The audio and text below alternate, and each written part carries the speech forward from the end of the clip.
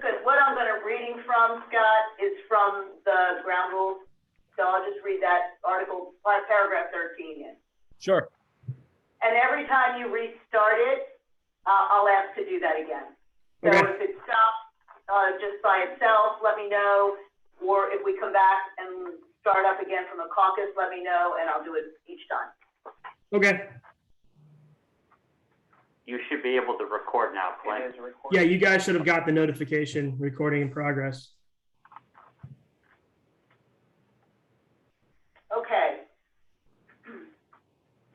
It is our understanding that this meeting is now being recorded. The recording is not the property of Manatee County, and the county makes no representation about the accuracy of the recording and is not responsible for its content. The recording is the exclusive property of the union or the recorder, and copies of the recording must be directly requested from the recorder. The county has no obligation under Florida Statute 119, and it is not the county's recording, nor does the county maintain a copy.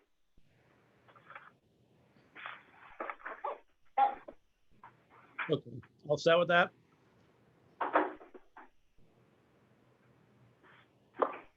So do you want to put up the language, or do you want to send it to us? How do you want to handle that, Scott? Pull it up here. Give me 1 second. Yeah, and he is the co-host, so.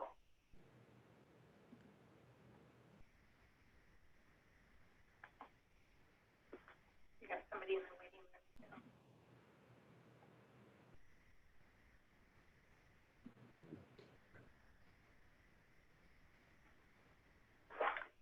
And just so anybody who just came in the waiting room while we're putting this up, this meeting is being recorded, and the county has made a statement on the record that the recording is not the property of the county, and the county makes no representation about the accuracy of the recording and is not responsible for the content. The recording is the exclusive property of the union or the recorder, and copies of the recording must be directly requested from the recorder. The county has no obligation under Florida Statute 119, as it is not the county's recording, nor does the county maintain a copy. Can you make that a little bigger, Zach? What is that? That's the screen. Okay. You want me to make it bigger? If you could. Yep, that's great. Yep. Everybody good for everybody? So here's our proposal. It's tracked changes. I'll let Clinton jump in for some further explanation as we go along. But basically, one of the housekeeping is we think everything is department issued now. So we just took vendor issued out and put department issued, just for clarity. The first request is Class A and Class B. Basically, the difference was the long sleeve dress shirt for Class A and then the tie and everything. And then Class B was a short sleeve shirt be worn. The request would be that the polo shirt be issued under the Class B intended use. So that's the only change there is pulling out the short sleeve Class B and replacing it with a polo shirt. Class C, we took the polo shirt out of there and moved it up to AB. Here are, again, housekeeping department versus vendor. We've also in Class C added the department issued t-shirt at the 7 and 10. Department issued long sleeve t-shirt. And then the service shorts are moved up to Class C. Class D, it's the t-shirts. I just struck out the numbers. I didn't want any confusion thinking we were looking for 14. It's still the 7. So it's referenced here as part of the Class D uniform, but I took the numbers out so we didn't get anybody confused. The t-shirts, service pants, service shorts. And then for the overnight, the only time the Class D is worn is, I know no one was here before, but we used to have jumpsuits, and that made it very convenient for the overnights to look presentable and keep a good time getting out of the chute. So the request has been made that we go back to the jumpsuits for overnights. No change in any additional items here. Class C, again, that would be ultimately we'd like that for the daily work uniform. So the language is the same. We just removed it from the dawn till dusk, and that could be your daily uniform. Class D would remain as the overnights.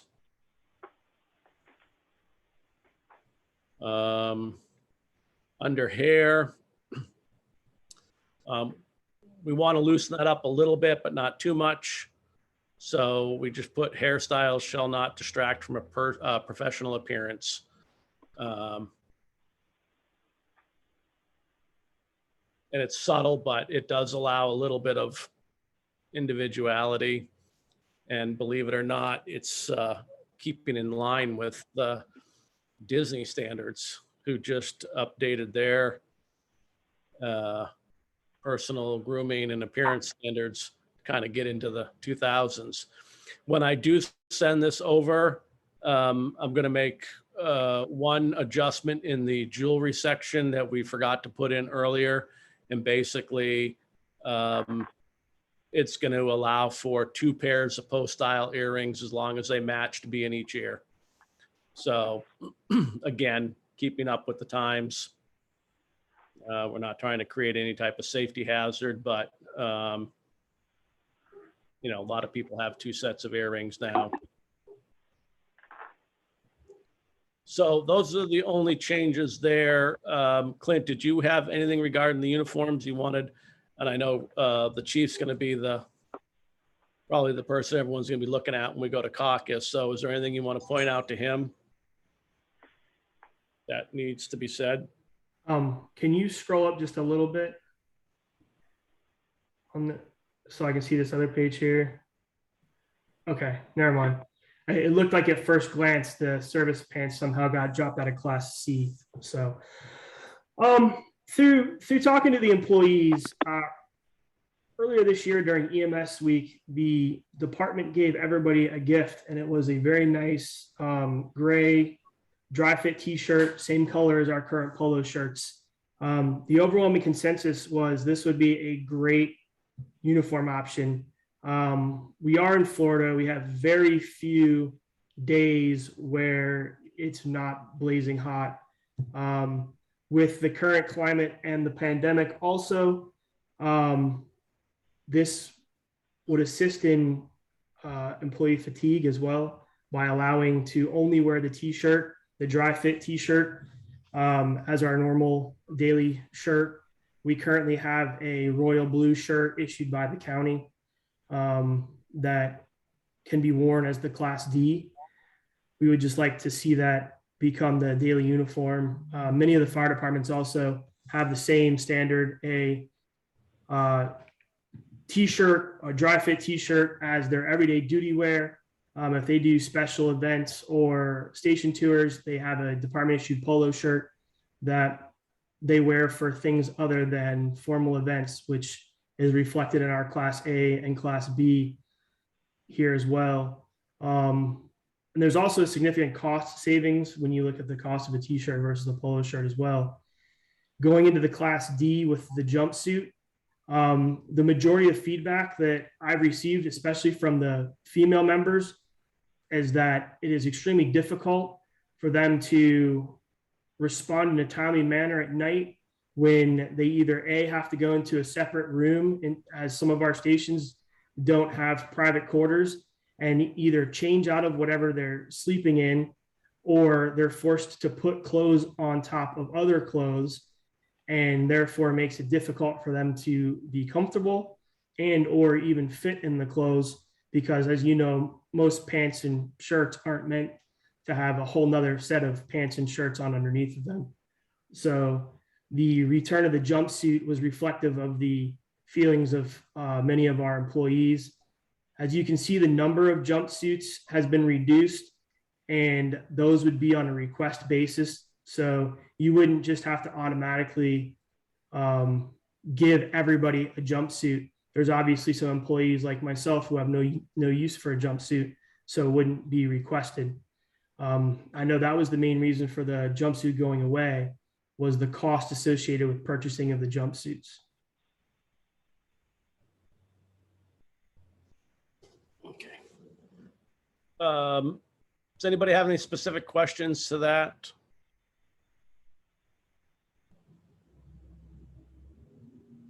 Okay, not hearing any. I will close that. I'm going to send over 4 total, Karen.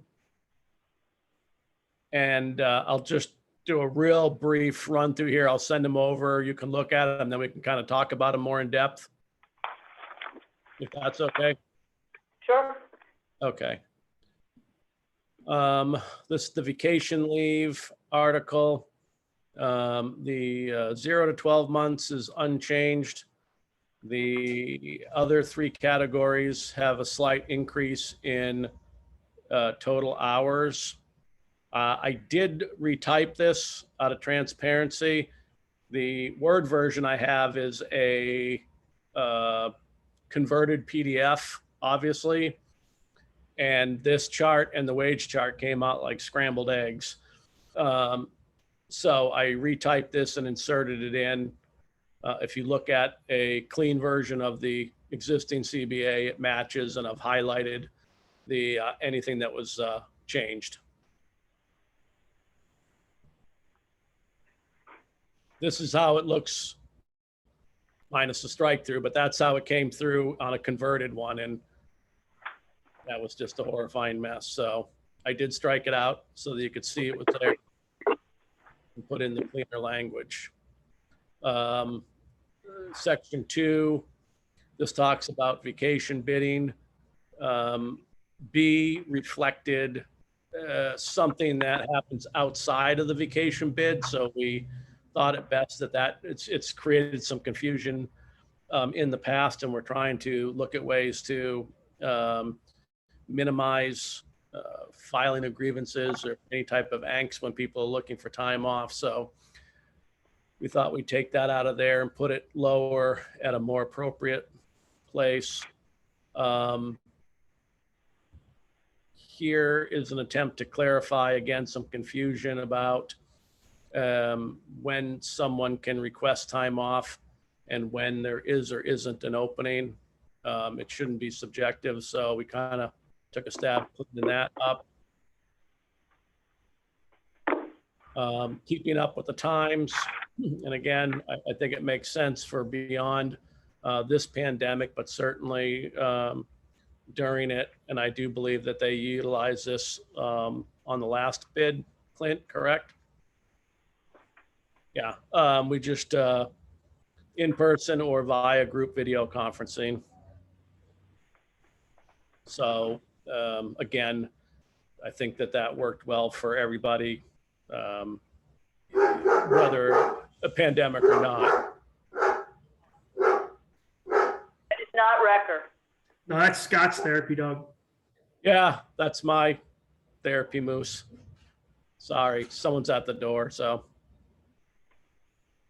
And that was the changes in there. And again, I know let you read it and formulate any other additional questions you have. So I just kind of wanted to walk through and point out a few things there. Article 11, same thing. And that is, and again, in an attempt, and we're looking at things that have caused issues over the last couple of years. And I know that nobody was here for the last contract. A lot of things were kind of understood between the parties, but with new people in, sometimes interpretation gets a little, well, I guess, looked at in a different light. So bereavement, all we wanted to point out there was that that didn't interfere with the provisions of Article 10, which is the vacation time.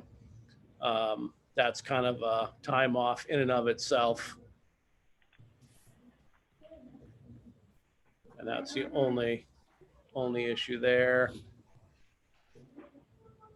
17, and again, 2 of these are economics. We're hoping tomorrow to have possibly the wage article ready to discuss.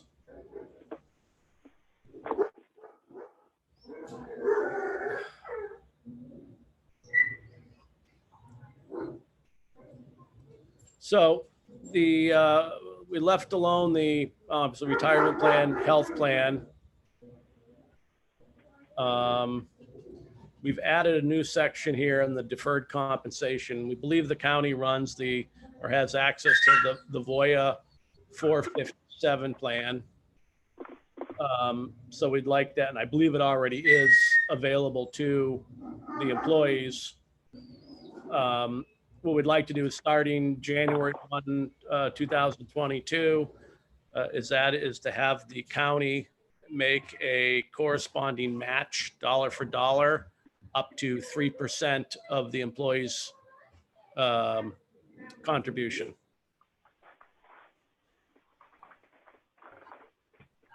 So that's spelled out there.